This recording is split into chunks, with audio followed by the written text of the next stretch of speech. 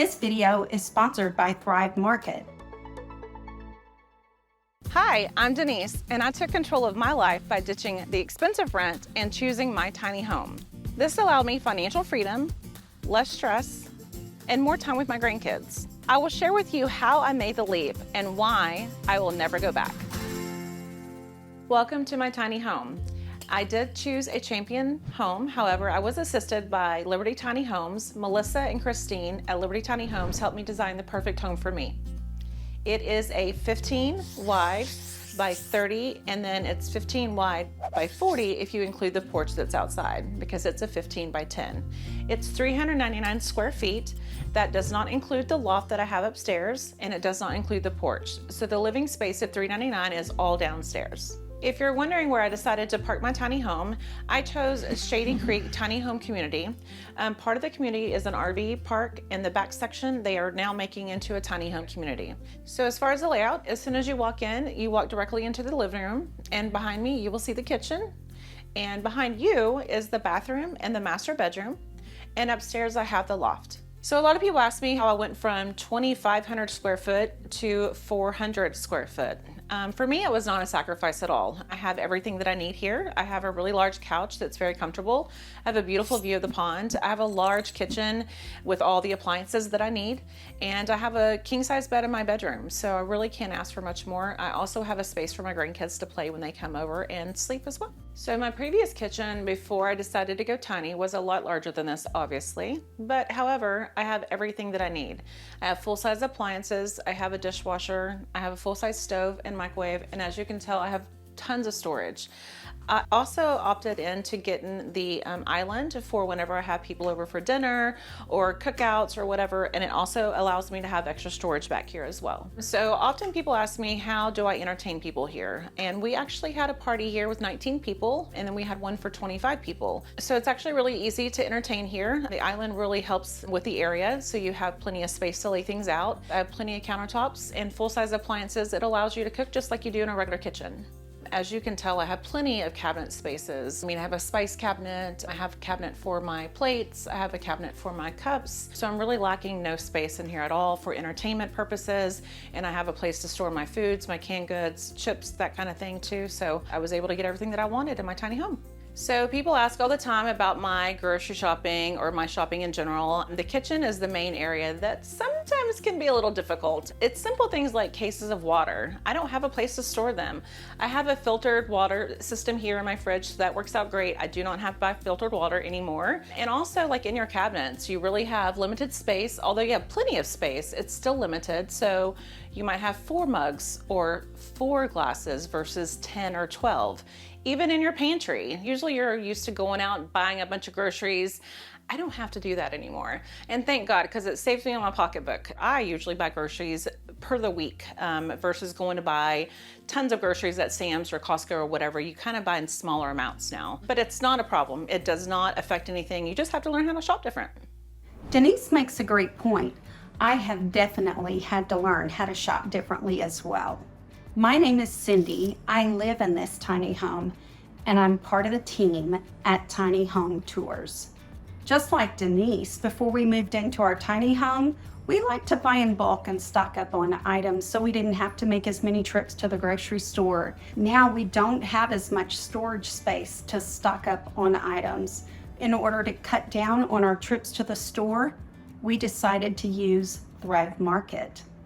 This video is sponsored by Thrive Market. Join Thrive Market today and get 30% off your first order, plus a free gift.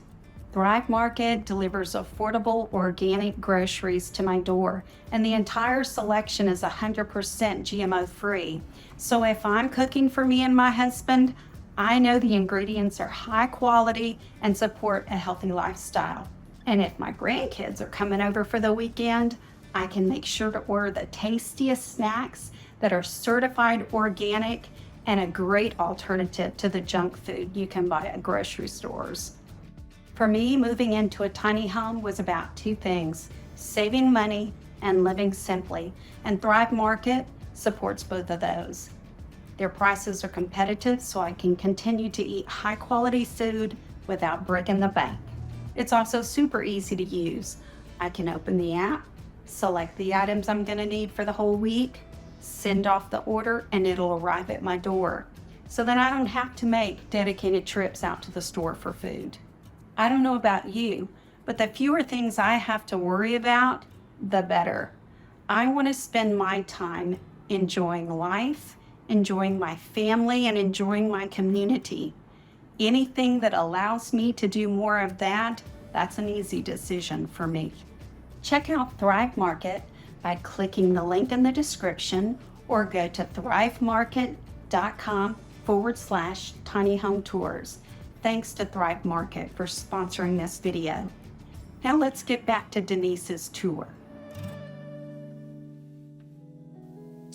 So when you're building a tiny home, there's a lot of things that you got to keep in mind. You want to make sure that it's designed perfect for you. For me, I didn't want to sacrifice a lot. So I went ahead and did the large Texas size sink. And then also I opted to get a dishwasher. I couldn't do without my dishwasher, even though it is tiny because it's in a tiny home. It works just like a normal dishwasher, and with it just being me, it gives me plenty of space. I also have my convection oven. It folds down whenever you want to use it and folds right back up, and it saves the space on your counters. As far as living in a tiny home too, a lot of people ask if it's easier to maintain or if it's harder to maintain. For me, it's a lot easier, less to clean. It's pretty simple to clean up your dishes, put them in the dishwasher, be done for the day, cook your dinners, and you just have a small little area to clean. So downsizing from my larger home to this tiny home has not been a large transition at all. Like I said, I have all the appliances that I need. They're all full size. I have plenty of space in my kitchen to move around, so I have not had a difficult time whatsoever. I am just a stone throw away from my kitchen and I'm into my living room. I absolutely love my living room. The reason I love it is I have a beautiful view of the pond, which is my favorite thing, and that's why I designed the home the way that I did. I put all the windows facing the pond, and also outside the view I have a wonderful TV, a big size TV. The credenza here has 4 extra storage shelves at the bottom, and then I have 3 drawers across the top. It helps with storage. It really gives me an open space to put like the little knick-knack things that are miscellaneous. On this side, I chose not to have any windows, and the reason I chose not to have any windows is because I really didn't want to look at another tiny home, and eventually the development is going to take place and there will be more tiny homes behind me. So that's why I moved all the windows to the other side. I did, however, upsize to a really large couch. I did this because it has recliners and it's very comfortable. So it's a large couch for a tiny home, but for me, it's perfect. So for entertaining purposes, it's actually really nice to be in a tiny home because everything is really close together. So if I have guests over and we're watching the football game, hockey game, it's really, really convenient and easy to have the kitchen right here where you can entertain, cook, and do all that and serve your guests. So on the back side of the house, we have the door that leads to my bedroom, and then we have the bathroom here, and also inside of my bathroom, I have a door that leads into my bedroom as well. And then right up here, we have the stairs that lead up to my loft upstairs. The reason I chose to get a loft is because of my grandkids. It is an option. You can build the same exact model, or any of the models come with or without a loft. It's completely up to you. I think at an older age, or maybe if you have some knee issues or whatever and can't make it up the stairs, it's a better option for you not to get the loft. However, if you do need extra space, or if you have grandchildren that come and visit, or just people in general that come and visit, the loft is a great area to have. It's a lot of space. So in the little nook area here, there's actually a full-size washer and dryer hookup behind here. However, I chose to go ahead and buy a cabinet for extra storage until I figure everything out, and later on I will buy a washer and dryer. So with me not choosing to add a washer and dryer, it's really convenient for me because the community does have a really nice washer and dryer area where you can actually pay with your phone. It's very simple to use, and there's plenty of washer and dryers down there. So I paid $135,000 for the home. I did build it, custom build it. So I added things like the dishwasher and I took some things out. So that will change your price, but I paid $135,000 and there are additional fees on top of that. For example, skirting costs $5,500 and the utilities and the setup of actually putting it here on the spot is $1,500. And they typically move it for free if it's within 100 miles. The lot rent here at Shady Creek is typically $9.50 a month, but they do have a concession for the first year that you move in, and so they take $100 off, so I pay $8.50 a month for rent. Water is included, and I am responsible for the electric bill. It is an average about $50 a month, so I'm paying about $900 a month, versus where I used to live. I rented a home, and it was about $3,000 a month. On top of that, I had all the utilities, so it was about $250 extra, so I'm saving tons of money by living here. Plus, I pay cash for my house, so I do not have a mortgage. The only thing that I have to pay for is my lot rent and my electric. I could definitely afford to buy a traditional home. That was not the issue at all. I just realized that life is not about stuff. It's not about what you have. What I wanted was living a stress-free life, spending more time with my family, and really being able to enjoy life, traveling more, working less, being less stressed, having less stuff. Living tiny has definitely caused my health to be better mentally and physically. It gives me so much relief. Like just having that free feeling of doing whatever you want. It's a little bit of stress during the process and downsizing and going through all the stuff. But once you get here, it's like you feel like you can breathe. It just feels like the weight's been taken off your shoulders.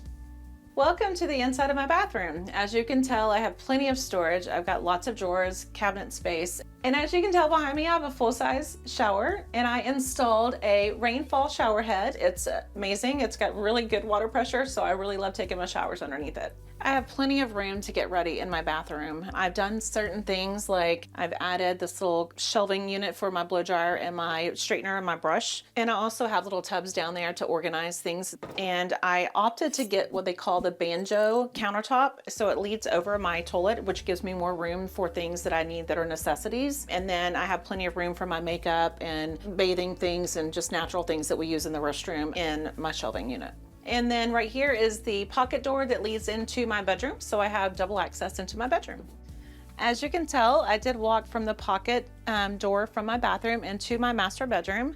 I do have a king size bed in here. So originally when I decided to put a king bed in here, I was very worried about the space. However, I'm a king bed sleeper.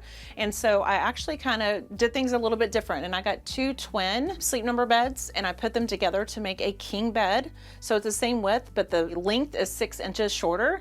So it saved me some room. And those are things that you have to do with a tiny home and things that you need to really think about while you're doing it.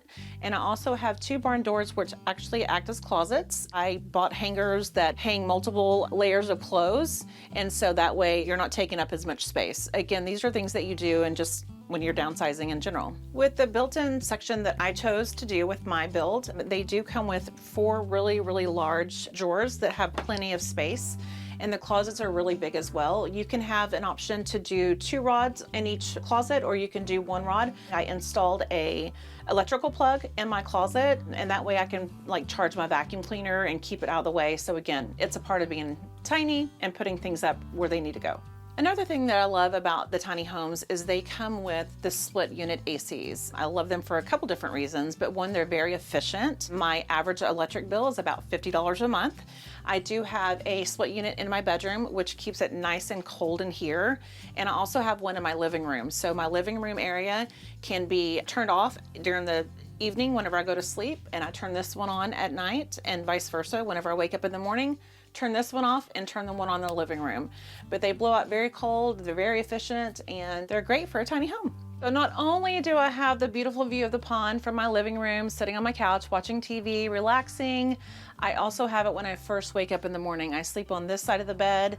My first course of action when I wake up is to open these blinds and look out and see this beautiful view. Definitely makes for a great day.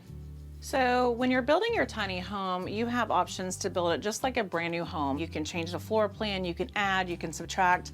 One of the things that you can add or subtract is this pocket door here. The reason I chose to have the pocket door is if I have company out here, I can have my bedroom door shut and this pocket door shut here, and I still have my privacy to the bathroom. Again, it is an option, and it would leave you a full wall here to give you more wall space, but it's just an option I chose that works best for me. So welcome to my outdoor area. This is my 10 by 10 porch. I absolutely love it. I have a wood burning fireplace, And there is nothing better than lighting a fire when it's cool here in Texas, because Lord knows we hate the summers here. So I usually sit out here. I love my egg chair. This was a must in my design that I picked. My egg chair, I love to sit here and watch TV. I'm a sports girl, so doing the Stars games right now. Hopefully we win. But anyway, I love my outdoor area. I have plenty of room to have other guests here and actually have other chairs put back where I can bring them out. But plenty of room to grill and cook out. And again, I have a beautiful view of the pond. You can always opt out of building a fireplace or add the fireplace. It is an additional cost. However, most of them do come with porches, but you can opt out of that. It does not cut into your $399 square foot for your tiny home. So if you want a smaller porch, you can do that. Unfortunately, they do not get any bigger. That's just the way they're designed. But yeah, so you can save money, by taking out the fireplace. We do have a few neighbors that do not have a fireplace. However, for me, this Texas girl, I like my fire.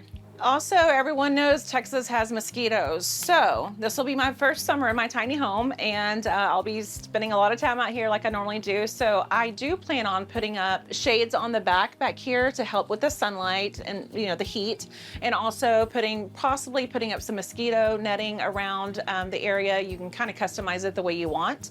So we'll see what the first summer does and see where I decide to go from there. So as soon as you walk up to the stairs, you actually have an extra deck space. Again, it's an option. With a custom tiny home, you can customize it any way you want. So you can choose not to have it or choose to have it. I chose to have it because it's extra seating space. Also, it gives you a way and a reason to decorate. You can put a Christmas tree out here, put up some fall decorations. So the main reason I chose this area is really for decorations. And also I added a bench. I can sit out here and look at the pond, or it gives more seating space for more guests.